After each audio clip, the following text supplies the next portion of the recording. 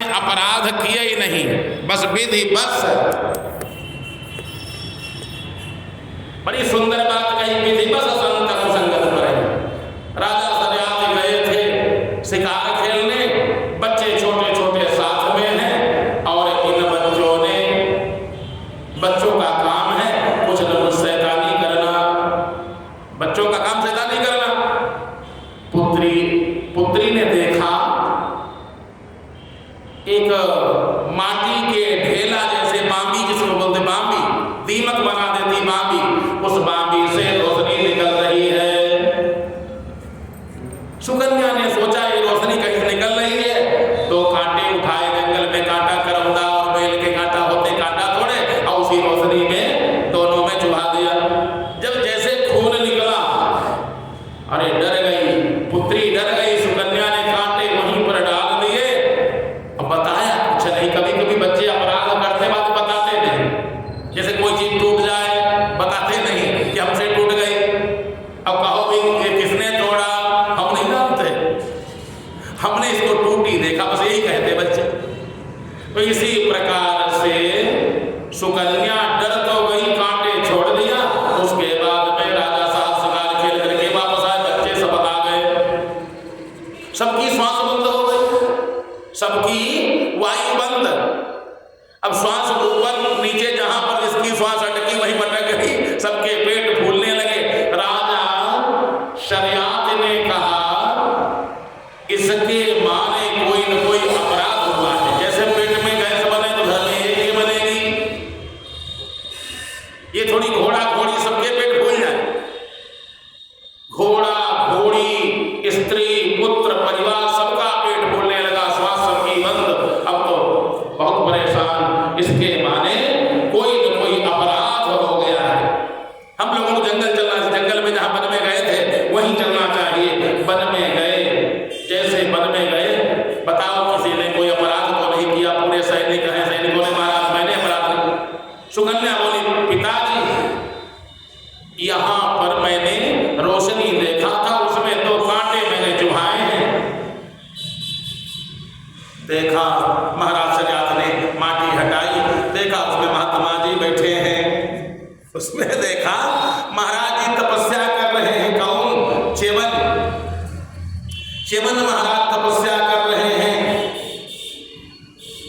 महाराज चरणों पर गिर गए, गलती हो गई, बालक है और बालक अगर कोई गलती कर डालते हैं महाराज तो क्षमा बनता है, आप क्षमा कर दो। महाराज ने कहा तुमने तो कह दिया क्षमा कर दो, हम क्षमा कर भी दे, हमारा जीवन बर्बाद हो गया। अब हमको कौन जल देगा, कौन भोजन कराएगा, कौन रास्ता बताएगा, हम बताओ तो सही। ऐसे भी अकेला जीवन कष्टदायी है और आंखें न रहे तब और कष्टदायी हो जाएगा। राजा सरियात समझ गए कि इनका अभिप्राय क्या है, ये चाहते क्या है। पुत्री ने कहा महाराज, पुत्री भी समझ गई सुकन्या बड़ी सुंदर है, नाम है सु माने सुंदर कन्या, बहुत सुंदर कन्या, तभी नाम सुकन्या। सुकन्या बोली पिताजी मैंने अपराध किया है, मैं महाराज जी की सेवा करूंगी। लोगों ने कहा सेवा तो करोगी, कभी कभी सेवा में भी अपराध बन जाता है क्या। अगर किसी महात्मा की सेवा करने कोई स्त्री जाने लगे तो लोग लांछन लगा देते हैं। संसार में तो लोग महात्मा हो चाहे धर्मात्मा हो छोड़ते किसी को नहीं। नहीं पिताजी आप हमारा विवाह कर दें। महाराज शरियात राजा ने च्यवन महाराज के साथ बिटिया सुकन्या का विवाह कर दिया। बेटा लेकिन एक बात ध्यान रखना, हमारे कुल की लाज नहीं जाना चाहिए, क्योंकि बूढ़ा पति है। बूढ़ा जो पति का जिसका वर्णन तुमने किया है, बहुत बूढ़ा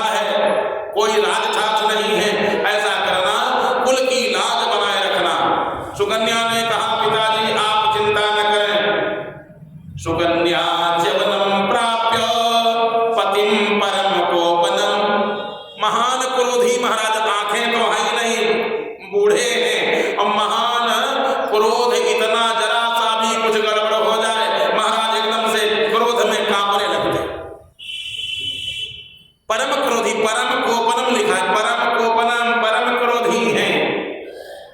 सुकन्या ने कहा कोई बात नहीं, मैं सेवा करूंगी। तन मन से सेवा करने लगी, परम सेवा करने लगी, बहुत सेवा किया। महाराज ने सोचा इसके बारे इसकी पहले परीक्षा लिया जाए, कितना सेवा कर सकती है।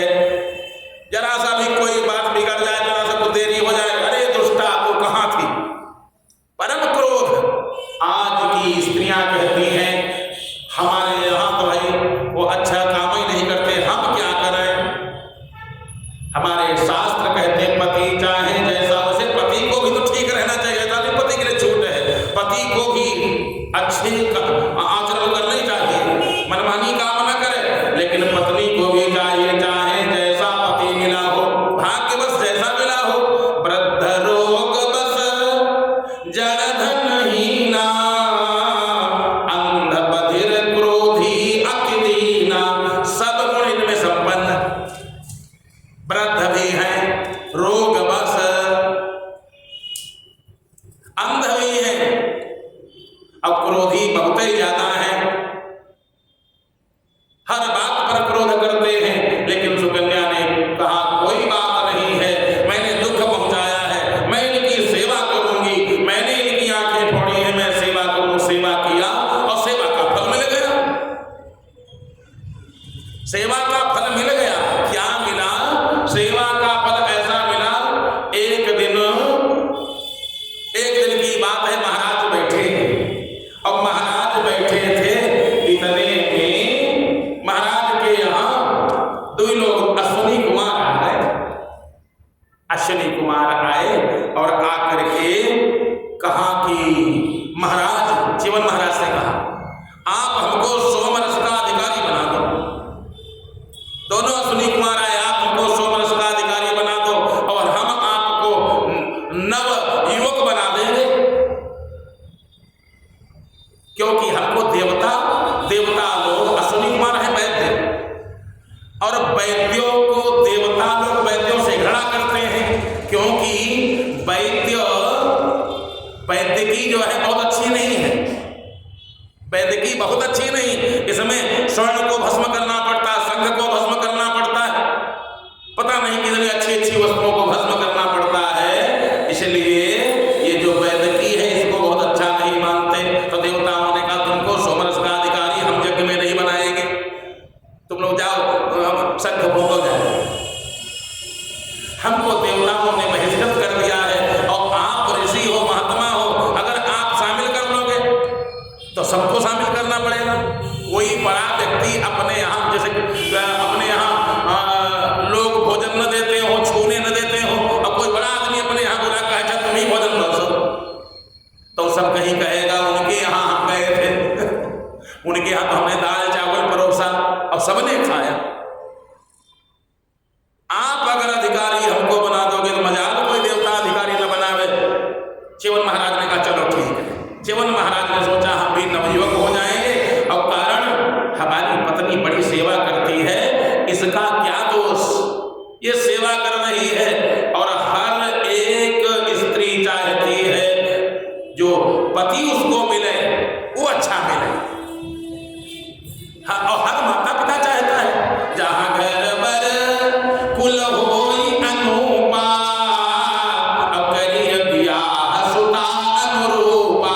जैसी पुत्री है दूल्हा वैसे देखना चाहिए, करी बियाह सुता अनुरूपा। और यहाँ सब उल्टा हो गया, बिटिया सुंदर और महाराज एकदम कुरूप, बूढ़े, अंधे, क्रोधी, सब कुछ। अब तो बड़ा ही मुश्किल है, लेकिन आज तपस्या का फल प्राप्त हो गया। अश्विनी कुमारों ने सुंदर बढ़िया सोमरस का पान महाराज च्यवन ने करा दिया अश्विनी कुमारों को। अश्विनी कुमार ने कहा महाराज ये सरोवर है, इसके अंदर प्रवेश करो। च्यवन महाराज गए, दोनों अश्विनी कुमार गए, और जैसे अश्विनी कुमार गए बाहर 3 लोग निकले, तीनों 16 साल के, तीनों 16 साल के। एक बोला उसमें ऐसा करो सुकन्या, अपने पति को पहचानो, अपने पति को पहचानो। पतिव्रता स्त्री है, पतिव्रता स्त्री इतना तो कर ही सकती, सब कुछ कर सकती है, तो अपने पति को कैसे नहीं पहचानेगी। ये हमारे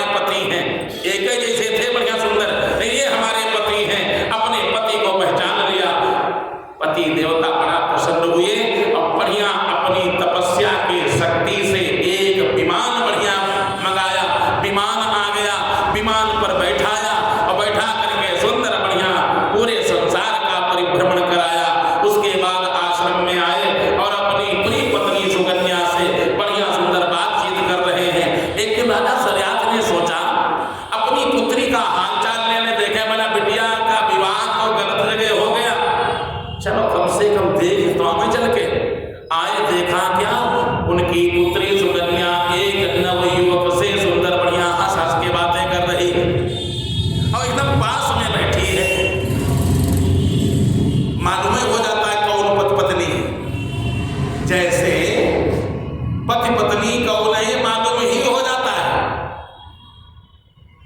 अब अगर पत्नी नहीं है और वैसे बैठ रही है वो भी अपराध है। अब दोनों बढ़िया ऐसे जगह पर अपने पति के सर को रखे और ऐसे ऐसे सहला रही है सुकन्या।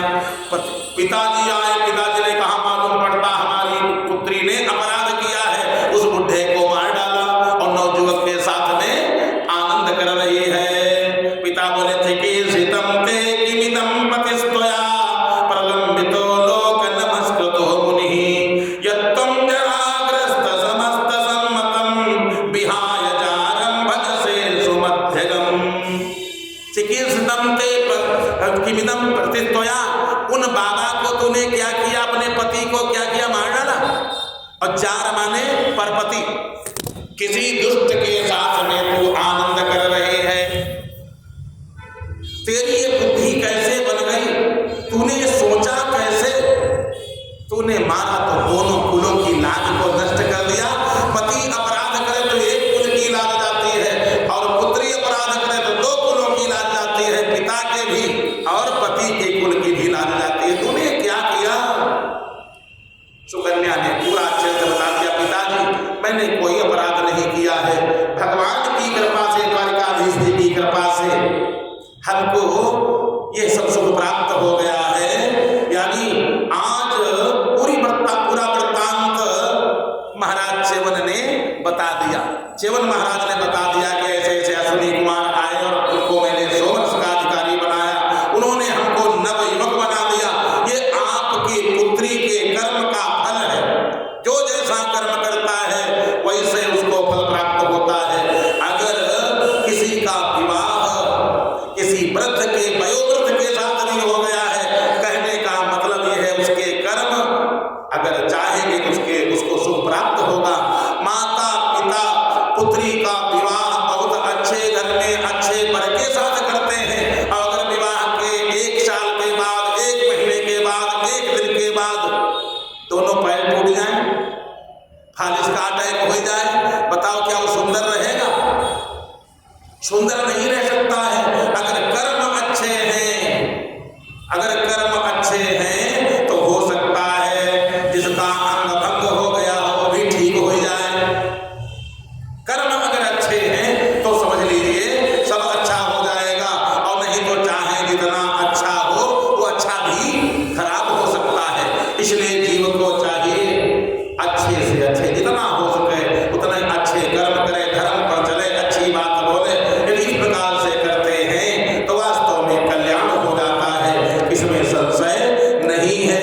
आज सरियात राजा ने कहा भगवान अगर पुत्री दे तो ऐसी पुत्री दे कि अंधे पति को प्राप्त करके बढ़िया बना लिया, और कुछ लोग तो ऐसे हैं अच्छे को प्राप्त करके अंधा बना देते हैं। अंधा का मतलब कुमार पर धकेल दे, कुकर्म करने लगे तो वो अंधे तो है। कुछ लोग अच्छे प्राप्त करके अंधा बना देती हैं, और धन्य है ऐसी पुत्रियां जो अंधे को प्राप्त करके नवयुवक बना लिया, बढ़िया सुंदर कर लिया। ये कर्म है। क्षमा मांगा, प्रणाम किया, महाराज को प्रणाम किया। आज सुकन्या और च्यवन बड़ा सुंदर बढ़िया रहने लगे। तभी से तो लोग वैद्य लोग बनाते हैं, एक पाउडर बनाते हैं अवलेह, च्यवनप्राश। च्यवन महाराज बूढ़े थे, जवान हो गए, इसीलिए लोगों ने, कंपनियों ने नाम रख दिया च्यवनप्राश। बूढ़ा खाए तो जवान हो जाए, ऐसा इसीलिए च्यवनप्राश उसको बना दिया। तो इसलिए जीव को चाहिए धर्म पर चले, धर्म कर्म अच्छे करता रहे। यदि धर्म कर्म अच्छा करता है तो अवश्य में वो भगवान